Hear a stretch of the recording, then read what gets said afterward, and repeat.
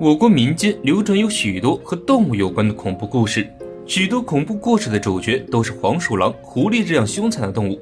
民间曾有宁遇豺狼不碰山魈的说法，山魈这种动物十分可怕，可以模仿人类的笑声骗人，甚至流传出有吃小孩的传说。究竟是什么动物这么可怕？中国现在还有这种动物吗？这里是150，欢迎关注熊探长，带你探索有灵万物。山魈是一种可怕的灵长类动物，从这个鬼字旁就可以看出它绝非善类。而我国最早记载山魈的故事可以追溯到《山海经·海内经卷》，书中这样记载：南方有干巨人，人面长臂，黑身有毛，反种，见人笑亦笑，唇闭其面，阴气逃也。虽然《山海经》中并没有明说这是什么动物，但是从人面、黑毛、长臂、有模仿能力等方面，可以推测它是一种灵长类动物。古人对自然的认知有限，自然把很多自己没见过的或者讨厌的动物归类到怪物一类。这一时期的传说对于山魈的形象描绘还是比较中性的。然而越往后的民间故事对于山魈形象的塑造越来越离奇，越来越妖魔化。民间故事中的山魈形象从怕人的胆小鬼变成了可怕的怪兽，甚至传说它可以轻松地手撕老虎、豹子这样的猛兽。同时期也流传这样的一句俗语：宁遇豺狼不碰山魈，更是表现了山魈的可怕。而让山魈彻底变成食人恶魔的，则是一个口口相传的故事。为了让儿童不要在晚上到外面逗留，生活在农村的父母甚至编造出山魈吃人的故事吓他们。对于这种行为，熊探长不做任何评价。但是无论如何，山魈这种疑似灵长类动物的生物已经在中国灭绝了。不过虽然国内本土的山魈已经灭绝了，但是非洲却有一种和山魈很像的灵长类动物。这种动物的拉丁语名字叫 Mandrila Sphinx， 翻译成中文后的意思是狮身人面像猕猴。可见这种动物和山魈一样，也是一种神秘的灵长类动物。这种动物也有一些名声不太好的别称，比如鬼面猴、鬼脸猴等。由于它和中国民间传说中的山魈十分类似，国内也把山魈的名字给了它。山魈主要分布在非洲东南部国家喀麦隆、赤道几内亚、加蓬以及刚果。山魈是世界上最大的猴子，体长61至74.6厘米，远远长过许多猴子。雌性体重约11.5公斤，而雄性的体重比雌性重了1半之多，重达25公斤。这种非洲怪猴和山魈最像的地方在于都长了张怪脸。非洲山魈的脸十分恐怖，简直像地狱来的魔鬼。它长着一张长脸，两只眼睛又黑又深邃，仿佛能把人看穿一样。它长了个红色的鼻子，这让它看起来特别生气。而最让人恐怖的，则要数它那长长的獠牙了。山魈的獠牙长的都伸出了嘴巴，像2把尖刀一样，看得人心里发毛。而有意思的是，山魈的獠牙是它在族群中地位的象征，地位越高的山魈尖牙越长，反之则越短。虽然非洲山魈和中国传说的山魈并不是一种动物，但是它和山魈有类似的食性。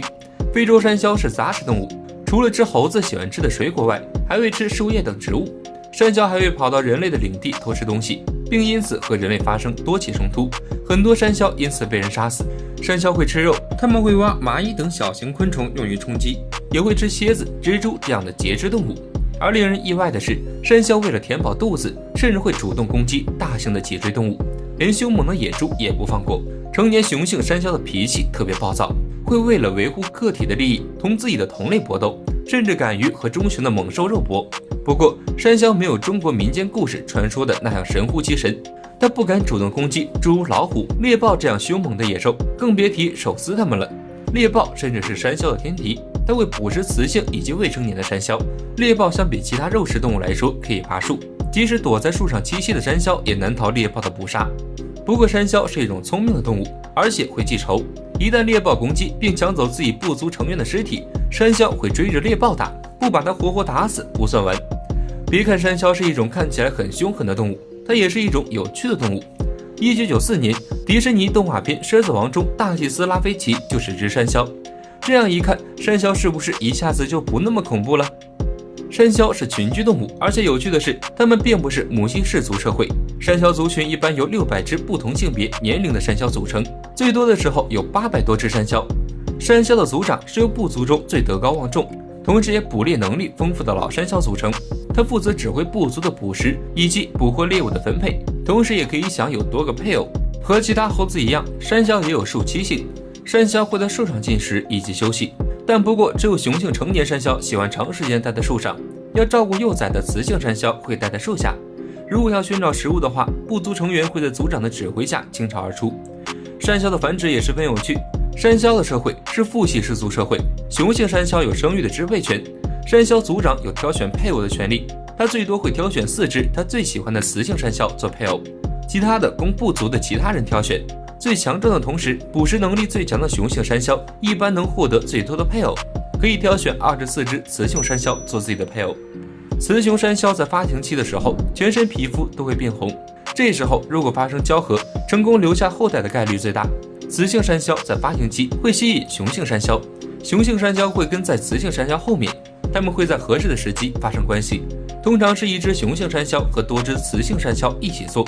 如果雄性山魈的精子成功着床的话，雌性山魈会进入一个长达6个月的孕期，一般会在每年的1月到4月的时候产崽，和人类差不多。山魈一胎可以产1至2只幼崽。虽然山魈是父系氏族，但是雄性山魈会对自己的后代负责到底。雄性山魈以及雌性山魈会共同抚养自己的后代，而山魈的后代会在6岁的时候离开自己的父母，独自生活。虽然山魈的外表凶悍而又性格残暴，但他们根本没有中国民间故事表现的那么恐怖而又危险，反而在他们眼里，人类是一种可怕的动物。除了偷吃人类种植的粮食以及水果外，山魈不敢靠近人类的聚居地，因为他们知道人类手上有可怕的武器，只需要一下就可以消灭部族里的一个伟大的战士。然而非洲人却不害怕山魈，为了换取大量的经济利益，他们大肆捕杀山魈，打死的做标本卖给外国博物馆，还活着的抓了送动物园。非洲本土的山魈因人类活动的关系而濒临灭绝，而刚果的布拉查维尔的山魈生存危机最严重，随时都有灭绝的危险。对于濒危的山魈，国际社会自然是十分重视。华盛顿公约把山魈列为 size 1级易危动物，国际动物保护联盟也把山魈列为易危动物。虽然我国的山魈到底长什么样子，直到现在都不得而知，但是可以肯定的是，人类活动导致山魈的数量大减。我国目前仍有许多因人类活动的关系而濒临灭绝的野生动物。为了保护人类赖以生存的大自然，请珍惜它们，爱护它们。非常感谢您看完本期150。如果您喜欢熊探长的视频，欢迎点赞、收藏、评论、加关注。